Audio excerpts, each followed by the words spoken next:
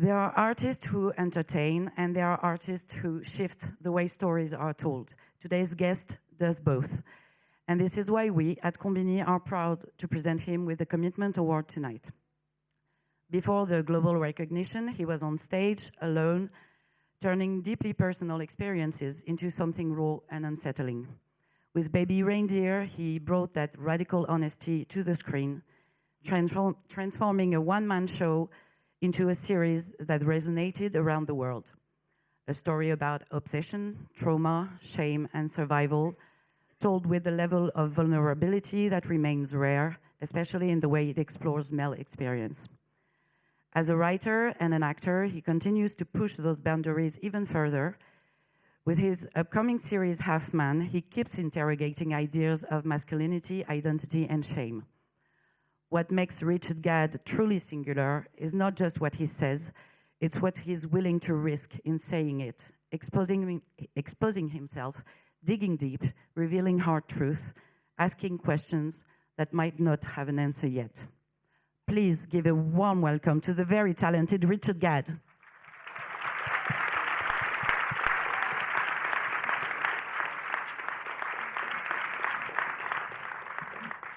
Thank you, thank you.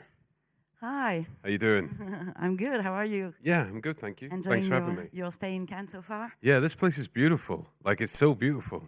It's been a dream always to come to Cannes. You know, it's like it's such a milestone. Is it your first time? It is my first time, Really? yeah. Well, I was doing comedy before now, wasn't I? So, yeah, I didn't get to go to Cannes when I was dragging myself up to the Edinburgh Fringe, unfortunately. But yeah, it feels amazing. So thank you. Thanks, everyone, for coming out. Thank you. And it's quite a change of scenery from Scotland. What are you trying to say? Nothing, I love Scotland. No, it rains a lot more in Scotland, I'm assuming. Less picturesque, but I love Scotland all the same. Yeah, to be fair, it rained yesterday.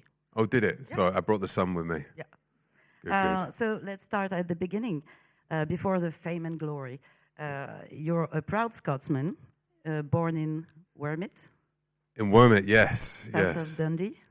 Yes, south of Dundee, yes. And you studied English literature and theatre in Glasgow.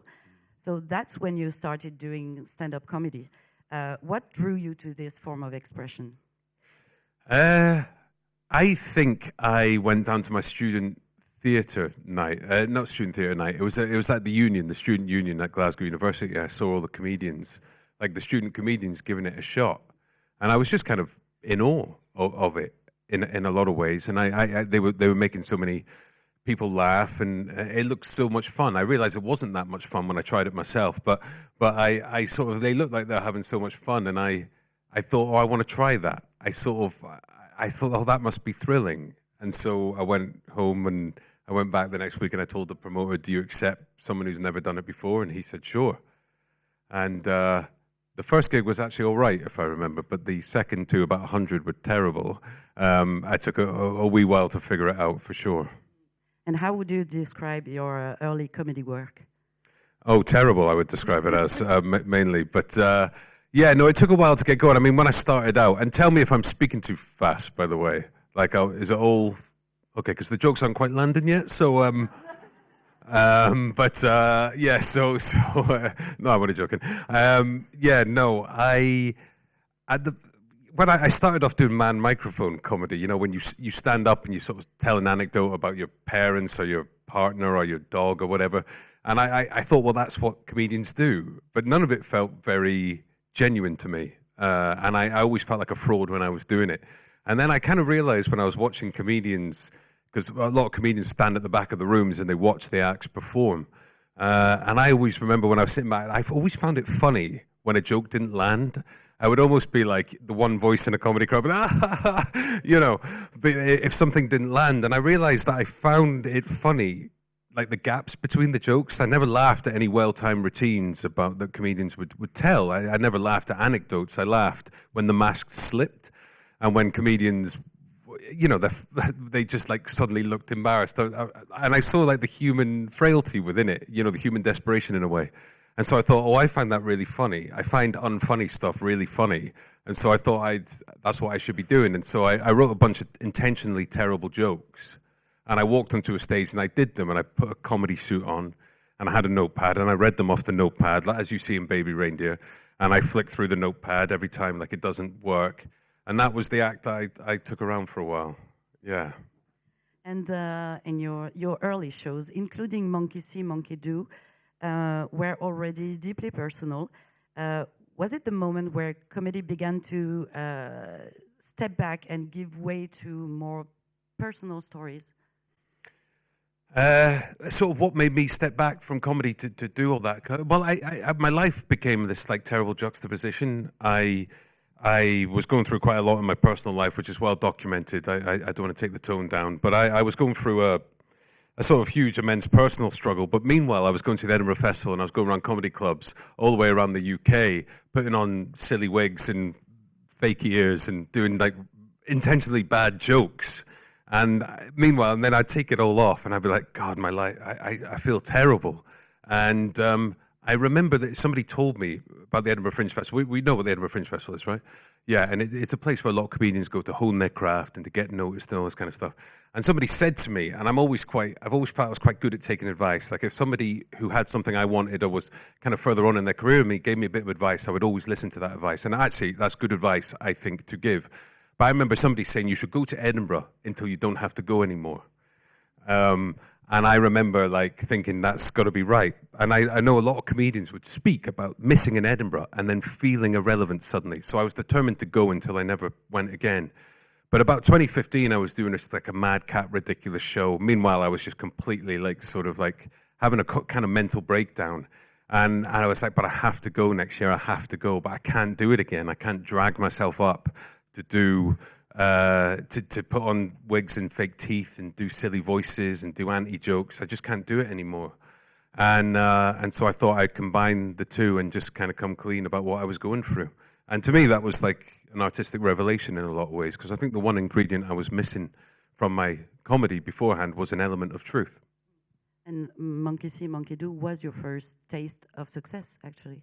Yeah, I mean, I don't want to do my comedy down too much. It's funny because I gave it such a bad portrayal in Baby Reindeer. I think people were like, were you really that bad? I get a question so often, people come up to me like, were you really that bad at comedy? And I was like, well, no, there were times when it went all right, and there were shows I was proud of before Monkey See, Monkey Do, but that was when I think like people took notice. It's when I went full time. I got to leave the bar I was working in, and I became a full-time comic, and it was 10 years ago. So it was 2016 when that happened.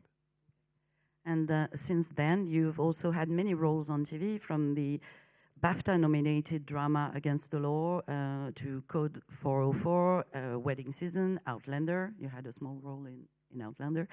You even wrote an episode of Sex Education. Not many people know that. Between the urge to write and the need to be on stage or in front of a camera, which one drives you the most? I think what drives me is whatever's next. The next project, whatever it kind of is. I kind of just need something to become my new obsession. And that's kind of it, whether it's live, whether it's comedy, whether it's tragedy, whether it's dark, whether it's light. I just need to have something that kind of takes me through, like puts a wind behind me in a way. And I that's all I really need to kind of move forward. I never really know what takes me next, other than I just feel a kind of creative calling. So whatever it is, I just tend to follow that. What most of the French audience don't know is that at first Baby Reindeer was a one-man show in 2019. Mm-hmm. Can you talk a little bit about the show? Well, the Baby Reindeer actually started as a theatre show at the Edinburgh Fringe, and it was the last show I ever did at the Fringe. So funnily enough, talk about the year they say you go until you don't need to go anymore. Well, 2019 was the year I guess I didn't need to go anymore, because that's when I did Baby Reindeer. And it was a big splash up at the Edinburgh Festival, and then it went on a nice run down at the Bush Theatre in London. And it was just kind of the talk of the town, I suppose. It was a one-man monologue. It was me kind of standing on stage, and I would do kind of like, I can't remember, it's very close to what the show was in a lot of ways. It was kind of like telling the story. It's like, I felt sorry for her. That's the first feeling I felt. I'm pretty sure that's how I opened the theatre show. Maybe it was the fact she was shaking. Maybe it was the fact she was just crying. Whatever it was, made me go over and sit her down like I have it all figured out. Can I get you something? No, thanks. Are you sure? And that was kind of the show. And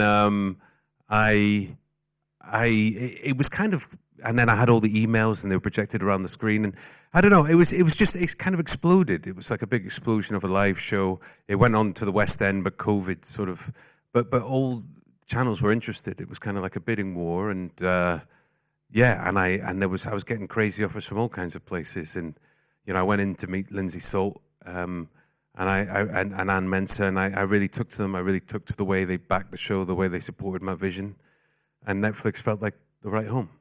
And yeah, it was just a crazy thing going from a kind of fringe act, broke, to suddenly having a full green light, you know?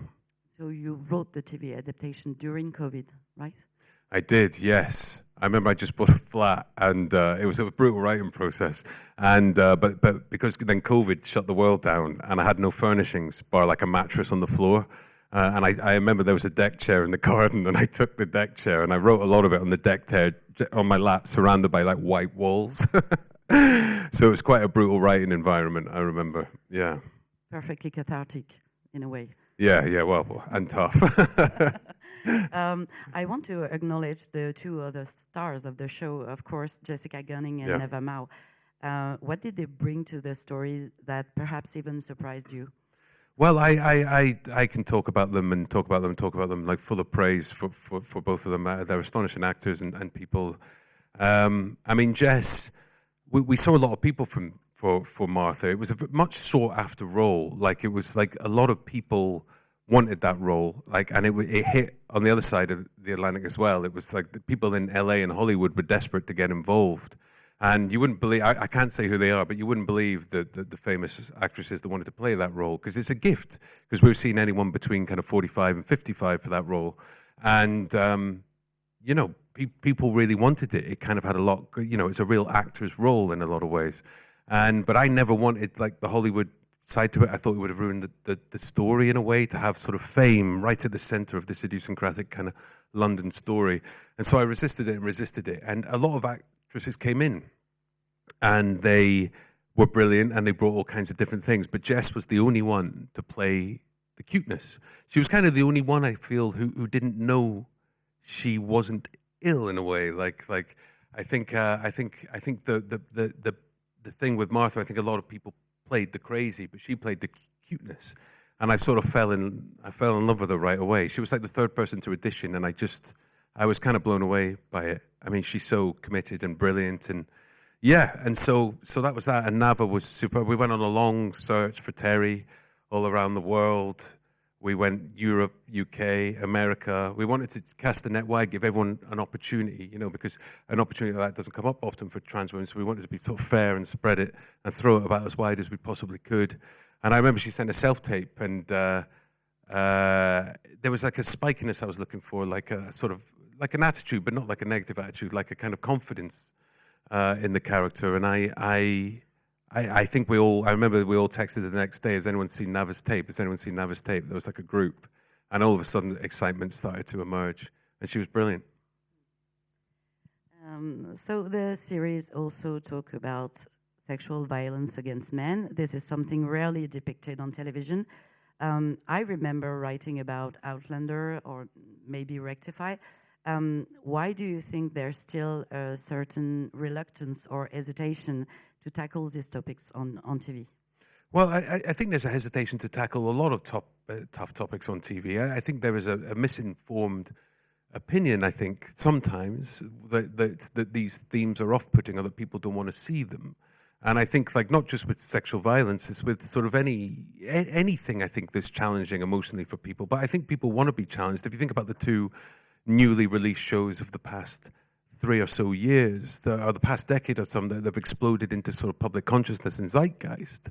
You think of Baby Reindeer and you think of adolescence. I mean, one was about a comedian's psychosexual relationship with a stalker, and the other's about a 15-year-old boy killing his female flatmate. And none of them scream commercial hit. But at the same time, they hit the landscape with overriding, in my opinion, authenticity. And I think all you need really is authenticity to have the trappings of a hit.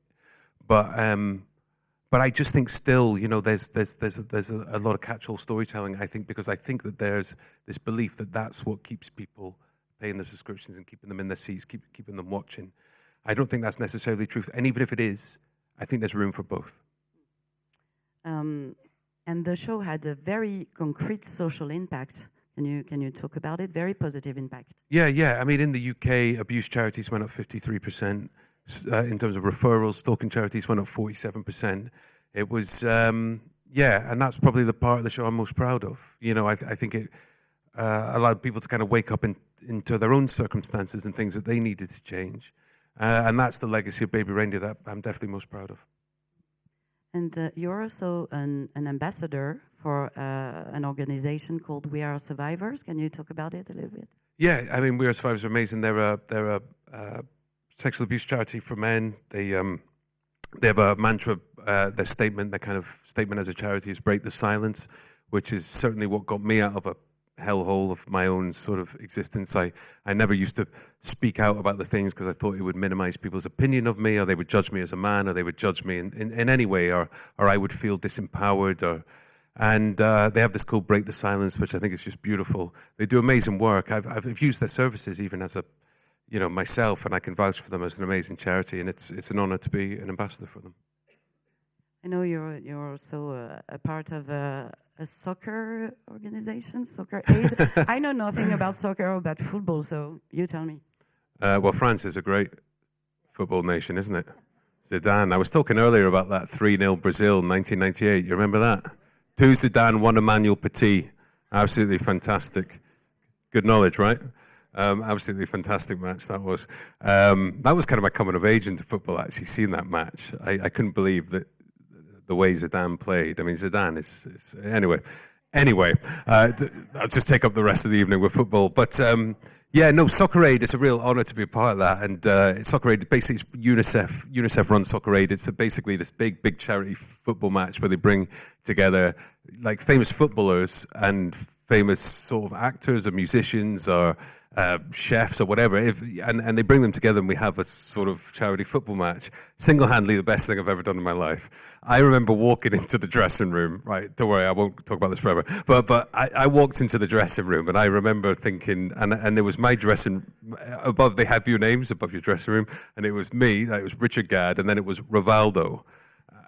And I just couldn't believe it was happening. And I've got a photo of me next to Rivaldo in the dressing room, which I still can't believe happened. And he gave me his shorts. So I still have Rivaldo's shorts. It was just crazy. It was a crazy thing. And the thing that always surprised me is they'd all seen Baby Reindeer as well. So that was like the maddest part of it. But, that was dreams come true type stuff. And a testament to hard work, really. I mean, I did, sometimes I work so hard in life and I'm completely consumed by work. And I'm like, what's it all for? This kind of existential need to keep going and work and create and all this kind of stuff. And, because I think a lot of artists experience a sense of self-flagellating pain when they work. But I remember as I was passing the ball about Old Trafford Stadium, I genuinely went, oh, this is what it's all for. Moments like this. So the only constant across any success in television is good storytelling that speaks to our times. That's a great line. Yeah, I think it's true. I mean, if you look at all of the success stories in television, I think they're kind of ingenious ideas told through the prism of a singular voice in a lot of ways. I mean, I think what really captures the masses of it is stories that you didn't realize needed to be heard. And I think that's the kind of secret formula, like a mob boss with clinical depression, or a chemistry teacher cooking meth, a sex addict and a priest falling in love. It's these stories where you're like, wow, I didn't realize I needed to see that, but I did. And I think that's the kind of stories that capture the zeitgeist. The series won 3 BAFTAs, 2 Golden Globes, 6 Emmys. That must have been a great source of pride for you. Yeah, absolutely. It was a crazy experience. It was an incredible run, and it was kind of surprising. Because Baby Reindeer is like an indie film at the end of the day. Like it was never, with this subject matter, it was never supposed to achieve in that way, I don't think. And I believed in it, and I thought it would be a success. I put my heart and soul into it, and I believed in it, and I thought it was doing and saying the right things. But, all of that stuff didn't even come into my mind, it didn't even come into my mind. It was, I always thought it was so, like an indie film, like too idiosyncratic to be that commercial. Yeah, because it's nothing like what we think about a classic Netflix show. Nothing. Yeah, absolutely. And I think as a result, it kind of stood out in a positive way as a result of that. Yeah. Was it easy to go through airport security in Los Angeles with 6 Emmys in your suitcase?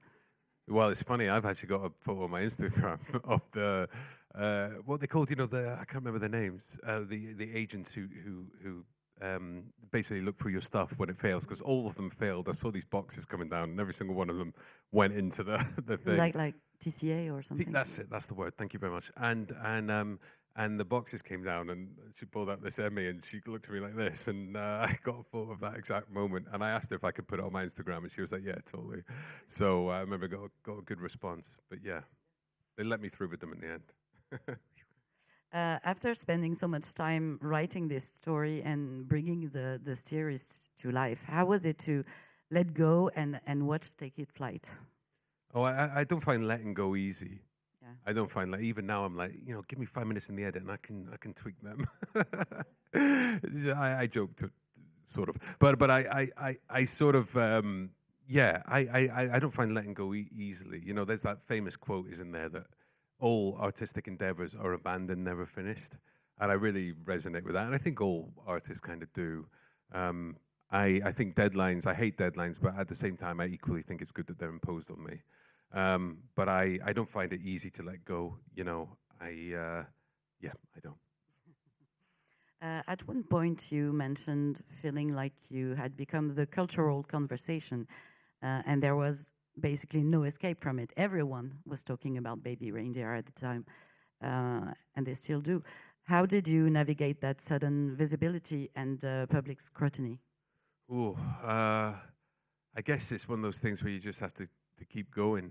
I mean, I remember doing the speech when I picked up the writing award, and keeping going is all I really know in life. And I always think time alleviates the greatest pressures, and I just had to keep going. This soon shall pass. This too shall pass. And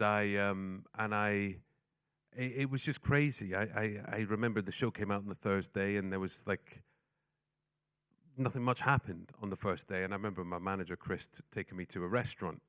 And I was like, why is he taking me for a meal? What's this about? And anyway, and I was waiting for him to just tell me some news or the reason, but he just took me for a meal. And I went home being like, why did he do that? And I realized it was a kind of better luck next time kind of meal. It was like, okay, this one didn't quite work, so better luck next time. And I went, oh man, I think it was like it was kind of like an apology meal almost in a way. Not an apology from him, like I'm sorry it didn't work out kind of meal. And so I went home and I was like, oh man, I did everything for this show. And then the weekend comes when people do all their binging, and they binge the whole series. And then I think by the Sunday I couldn't walk anywhere. I was getting on a Lime bike. I remember the first thing happened. Do you have Lime bikes here? Those kind of electric bikes. And I was getting on a Lime bike, and 3 people came up, and I was like, whoa, this is all weird. And one of them videoed me as I was cycling away, and I was like, don't fall, don't. And I realized from that point forward, like, things changed. And it was the zeitgeist for so long. It was number one for so long. It was number one in like 82 countries around the world. I even tried to go on holiday, and then I was like, oh yeah, it's number one here as well. What was I thinking? And I kept thinking it was like a UK thing. There was all sorts of surreal moments as well. Like I remember going into a supermarket back home and wandering around the aisle putting stuff in baskets, and then all of a sudden seeing my face on the front of all these papers. And I was just like, what is going on here? This is crazy. I was always an offbeat kind of writer doing like fringe shows in the back ends of pubs. And then all of a sudden I'm sort of stratospherically famous. It's a crazy thing to go through. And with all the award ceremonies you've been to, with all the celebrities you've met, when were you the most starstruck? Oh, there's been a few. I mean, I remember there was loads. I remember seeing Steve Martin. That was pretty crazy. And then I asked him for a photo, and he asked for one back. I thought that was pretty crazy. I grew up a big WWE wrestling fan. Good. And I grew up a big John Cena fan. And I get a video one day on my phone, and John Cena sent me a video telling me how much he loves the show. And having grown up, we kids sort of following John Cena, and you know, him being my favorite wrestler, that was pretty crazy.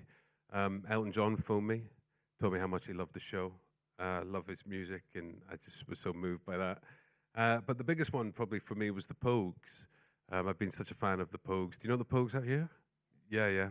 Actually, they used to play very famous gigs in Paris, didn't they? Yeah, they got a really famous sort of gig that they did called Live in Paris, which Shane MacGowan signed for me once, actually.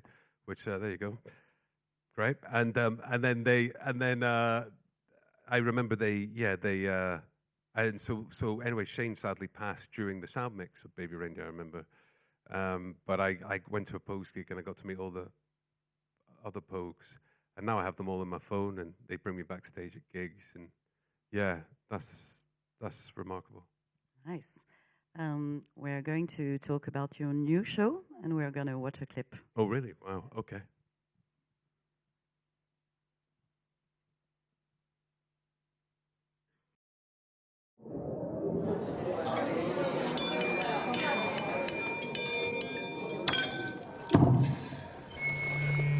Hello. For those that don't know me, I'm Ruben Pallister, and I'm going to tell you about Now Kennedy. I remember the first time I met him. He was only a kid. Ruben's moved into your room. What? No way. He's a psycho.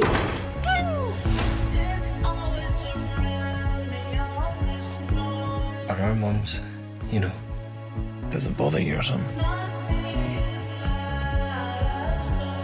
Is that your boyfriend? Are these guys bothering you? Why do you care? We're family now. Ruben, he's the best and the worst thing all at once.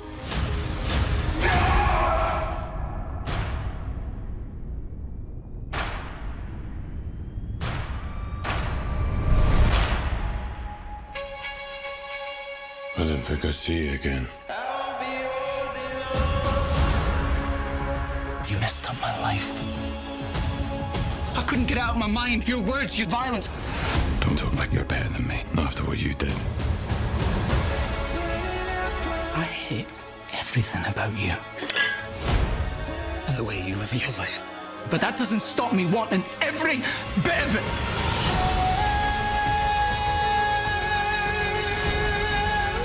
You think about him to blame for all your problems. You've wasted your whole life dancing to other people's tunes instead of marching to the beat of your own drum. You need to see what life is like without his light blinding your eyes. I'm so sorry.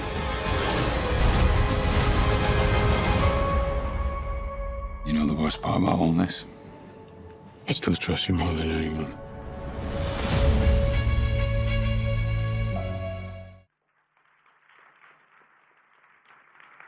So this is Halfman. So it's going to be shown tonight at the Palais.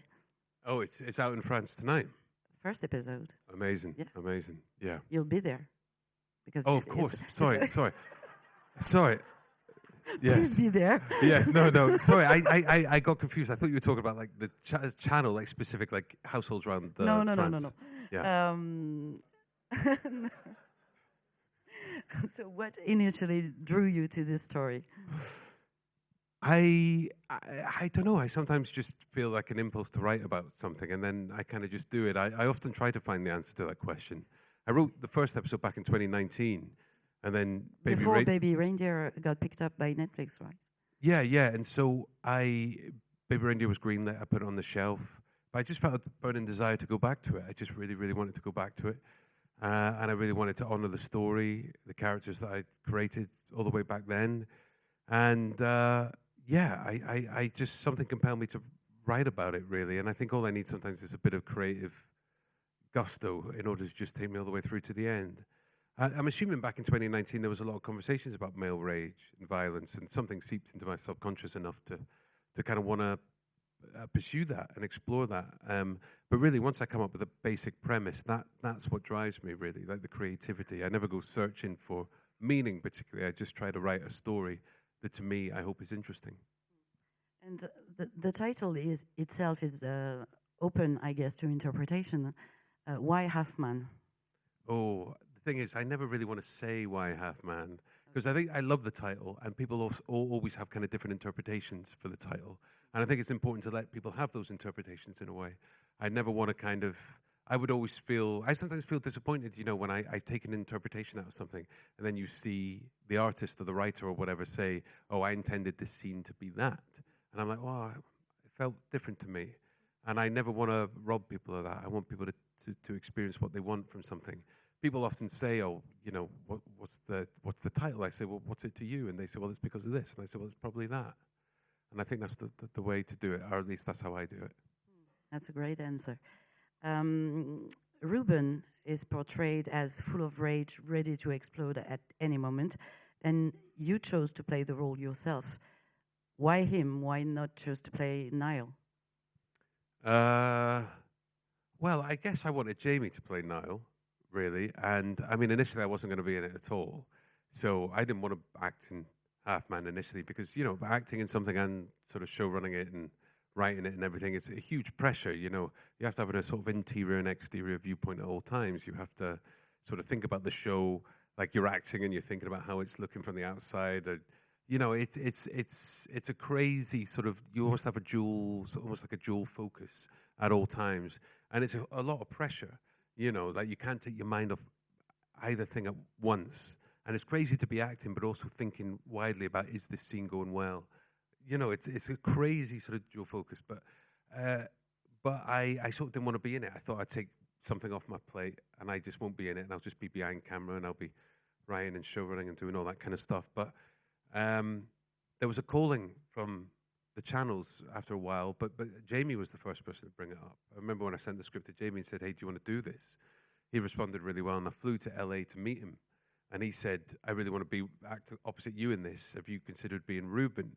And to me, like, nobody had ever suggested it before. I thought if I was going to be in it, I'd be like a policeman. Or I'd be like, I thought I'd make a cameo as like a bartender or something.